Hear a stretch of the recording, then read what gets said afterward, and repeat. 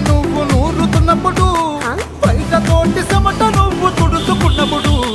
దండాన నీ సొక్క ఆరేస్తున్నప్పుడు నీ ఒంటి వాసన తెగ గుర్తొచ్చినప్పుడు